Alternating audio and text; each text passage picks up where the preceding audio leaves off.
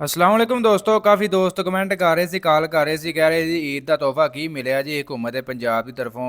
ਤੁਸੀਂ ਕਹਿ ਰਹੇ ਸੀ ਕਿ ਰੇਟ ਮਿਲੇਗਾ, ਉਮੀਦ ਰੱਖਣੀ ਚਾਹੀਦੀ ਹੈ।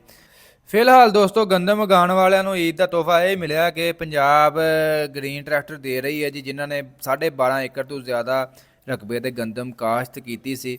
ਤੇ ਇਹ ਜ਼ਿਲ੍ਹੇ ਵਾਲਾ ਪੰਜਾਬ ਗੰਦਮ ਉਗਾਓ ਪ੍ਰੋਗਰਾਮ ਦੇ ਵਿੱਚ ਅਪਲਾਈ ਵੀ ਕੀਤਾ ਸੀ ਤੇ ਉਹਨਾਂ ਨੂੰ ਫ੍ਰੀ ਟਰੈਕਟਰ ਦਿੱਤੇ ਜਾਣਗੇ। 1000 ਟਰੈਕਟਰ ਜਿਹੜੇ ਨੇ ਜ਼ਿਮੀਂਦਾਰਾਂ ਨੂੰ ਦਿੱਤੇ ਜਾਣਗੇ। ਕੁੜਾਂਦਾਜ਼ੀ ਬਕਾਇਦਾ ਤੌਰ ਤੇ ਹੋ ਗਈ ਹੈ, ਨਾਮ ਲਿਸਟਾਂ ਤੁਹਾਡੇ ਸਾਹਮਣੇ ਤੁਸੀਂ ਦੇਖ ਸਕਦੇ ਹੋ।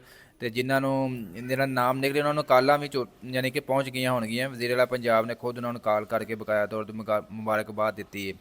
ਤੇ ਇਸ ਤੋਂ ਇਲਾਵਾ ਗੱਲ ਕਰਦੇ ਜੀ ਮਜ਼ੀਦ ਗੰਦਮ ਦੀ ਮਾਰਕੀਟ ਦੀ ਸੂਰਤ ਹਾਲ। ਤੇ ਮਾਰਕੀਟ ਤੁਹਾਨੂੰ ਪਤਾ ਅੱਗੋਂ ਫਿਰ ਨਵੀਂ ਗੰਦਮ ਆਉਣ ਵਾਲੀ ਤੇ ਥੋੜ੍ਹਾ ਜਿਹਾ ਨਾ ਮਾਰਕੀਟ ਡਾਊਨ ਹੋਣਾ ਸ਼ੁਰੂ ਹੋ ਗਈ ਹੈ। ਤੇ ਆਉਣ ਵਾਲੇ ਦਿਨਾਂ ਦੇ ਵਿੱਚ ਥੋੜ੍ਹੀ ਜਿਹੀ ਮਾਰਕੀਟ ਮਜ਼ੀਦ ਡਾਊਨ ਹੋਏਗੀ, ਕਿਉਂਕਿ ਸਿੰਧੀ ਤੇ ਗੰਦਮ ਆਉਣ ਲੱਗ ਪਈ ਹੈ। ਬਾਕੀ ਪੰਜਾਬ ਦੀ ਹਨ ਕਰੀਬ ਆ ਇੱਕ ਹਫ਼ਤੇ ਦੇ ਵਿੱਚ ਜਿਹੜੀ ਕਟਾਈ ਸ਼ੁਰੂ ਹੋ ਜਾਣੀ ਹੈ।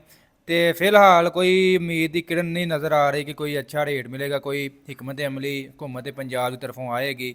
ਕਿਉਂਕਿ ਲਾੜੇ ਤੇ ਬਹੁਤ ਲਾਏ ਗਏ ਸੀ ਕਿ ਤੁਹਾਨੂੰ ਮੁਨਾਫਾ ਲੈ ਕੇ ਦੇਵਾਂਗੇ, ਫਿਲਹਾਲ ਉਹ ਮੁਨਾਫਾ ਉਹ ਲਾੜਿਆਂ ਤੇ ਫਿਲਹਾਲ ਹਕੂਮਤ ਪੰਜਾਬ ਵੀ ਫਿਲਹਾਲ ਪੂਰੀ ਨਹੀਂ ਉਤਰ ਸਕੀ। ਤੇ ਜ਼ਿਮੀਂਦਾਰ ਬਹੁਤ ਵਿਚਾਰੇ ਬੇਬਸ ਨੇ। ਇਹਨਾਂ ਦੇ ਲਾਜ਼ਮੀ ਕੋਈ ਨਾ ਕੋਈ ਇਹਨਾਂ ਦੇ ਹਕਮਤ ਅਮਲੀ ਬਣਾਈ ਜਾਏ, ਕੋਈ ਕਮੇਟੀ ਤਿਆਰ ਕੀਤੀ ਜਾਏ। ਰੇਟ ਨਹੀਂ ਵੀ ਦੇਣਾ ਤੇ ਫਿਲਹਾਲ ਇਹਨਾਂ ਨੂੰ ਕਿਸੇ ਨਾ ਕਿਸੇ ਤਰੀਕੇ ਨਾਲ ਇਹਨਾਂ ਨੂੰ ਕੋਈ ਨਾ ਕੋਈ ਸਬਸਿਡੀ ਦੇ ਕੇ ਇਹਨਾਂ ਨੂੰ ਅੱਛੇ ਰੇਟ ਤੇ ਇਹਨਾਂ ਕੋਲ ਗੰਦਮ ਖਰੀਦਣੀ ਚਾਹੀਦੀ ਹੈ।